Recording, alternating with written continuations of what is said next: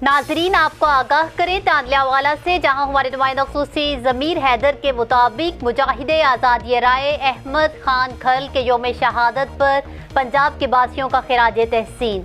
1857 की जंग आज़ादी का हीरो, काबिज और गासिब अंग्रेज़ों से टक्कर लेने वाले मर्द वजाहत को सलाम पेश करते हैं।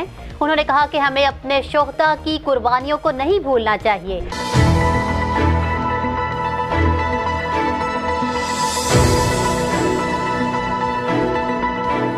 आपको बताएं कि राय अहमद खान खल 1857 की जंग आज़ादी के दौरान नीलीबार के इलाके में मुकामी कबीलों की बरतानवी राज के खिलाफ गोगेरा बगावत के रहनुमा और सालार थे।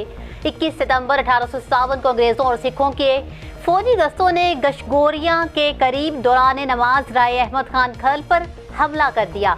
अहमद खान और उसके साथी बड़ी बहादुरी से लड़ते हुए शहीद हो गए।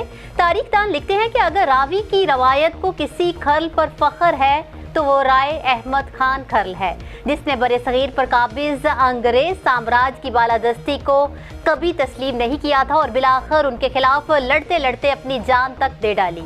न्यूज़ स्टूडियो से फिर वक्त इतना ही। मजीद अपडेट्स के लिए देखते रहिए BBC 11 हेडलाइंस न्यूज़।